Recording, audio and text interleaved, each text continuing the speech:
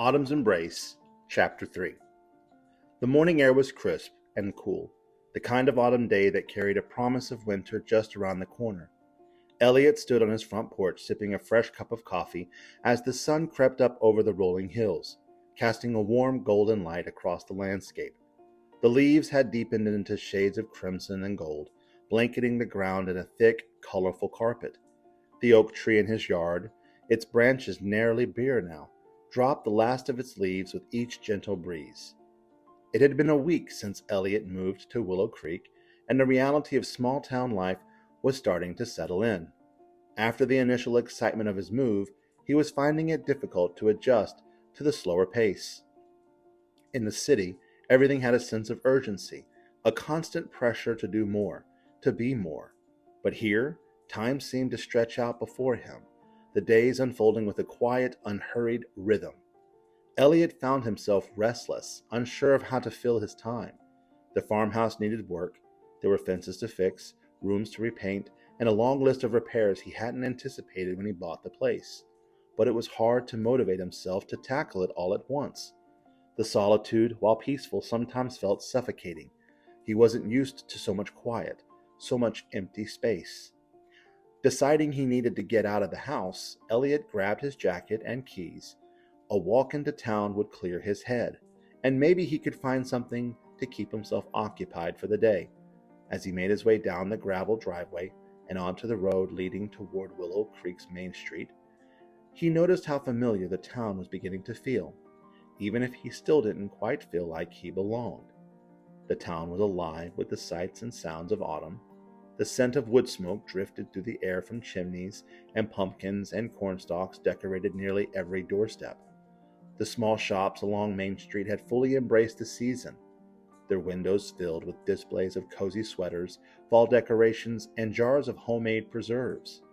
The Harvest Festival from a few days ago had left its mark, with colorful banners still hanging across the street, and the remnants of hay bales stacked in front of the general store. Elliot found himself drawn to the rhythm of the place, the way life seemed to slow down here. As he walked, he passed people who smiled and waved, their faces becoming more familiar each day. It was a far cry from the anonymity of the city, where no one bothered to look up from their phones, much less acknowledge a passing stranger. Here, people made eye contact. They stopped to chat. There was an unspoken sense of community, of connection. As he rounded the corner, he spotted the Willow Creek Cafe, the place he had quickly grown fond of during his short time in town. The thought of another warm breakfast and a cup of Donna's strong coffee was too tempting to resist, so he pushed open the door, the familiar bell above chiming his arrival. "Morning, Elliot," Donna's cheerful voice greeted him from behind the counter. "Take your usual seat. I'll be right with you." Elliot smiled as he made his way to the same stool he had taken the past few mornings. The cafe had quickly become his favorite spot in town, a place where he could sit and watch the world go by while feeling like he was a part of it, even if just on the outskirts. As he sat down, Donna appeared with a steaming mug of coffee. "You're getting the hang of things around here, aren't you?" she teased, her smile bright. "Starting to feel like a local yet?" Elliot chuckled and took a sip of the coffee. "Not quite, but I'm working on it, still trying to figure out the rhythm of this place." Donna leaned on the counter, wiping her hands on her apron. "It takes time, but you'll get there. Life moves slower here. But once you fall into it, it's hard to imagine living any other way. The trick is to stop trying to rush through things and just be." Her words lingered with Elliot as she moved back to the kitchen. He had been rushing for so long, chasing after something he could never quite define, always thinking about the next step, the next goal. It was strange to be in a place where there was no rush, no urgency to be anywhere or do anything beyond what the day required. His thoughts were interrupted when the door to the cafe opened, and in walked Lily, her presence lighting up the room. She wore a soft woolen sweater, and her hair was pulled back in a loose ponytail, strands of it escaping to frame her face. She greeted Donna with a wave and then glanced around, her eyes landing on Elliot. She smiled that same polite but genuine smile she'd given him the first time they met. "Morning, Elliot," she said as she approached the counter. "Mind if I sit?" "Of course." "Join me," Elliot replied, his pulse quickening slightly. There was something about her that put him at ease, but also stirred something deeper, a curiosity he hadn't felt in a long time. Lily took the stool beside him, setting her bag down at her feet. "How's life on the farm treating you?" "Still getting used to it," he admitted. "I still don't think I ever had this much quiet in my life. It's a little overwhelming, honestly." Lily laughed softly, her eyes twinkling. "I can imagine. It must be quite the change from New York, but I think you'll find it's the best kind of overwhelming once you settle in. There's something freeing about the quiet, about not having to keep up with the pace of the world." Elliot nodded, though he wasn't sure he fully understood yet. "What about you? You've lived here your whole life, right? How do you keep from getting restless?" Lily smiled and shrugged. "I suppose I've never known anything else. I love this town, the people, the seasons. There's something comforting about knowing that each day will bring its own small joys. It's not about chasing after something bigger or better. It's about appreciating what's right in front of you." Elliot listened, intrigued by her perspective. It was so different from the life he had known, where everything was about progress, about constantly striving for the next achievement.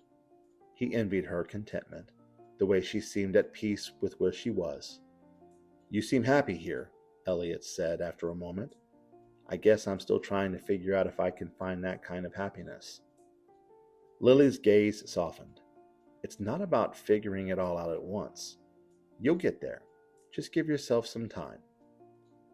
They talked for a while longer, sharing stories of their different lives, his fast-paced city career, and her years teaching in Willow Creek.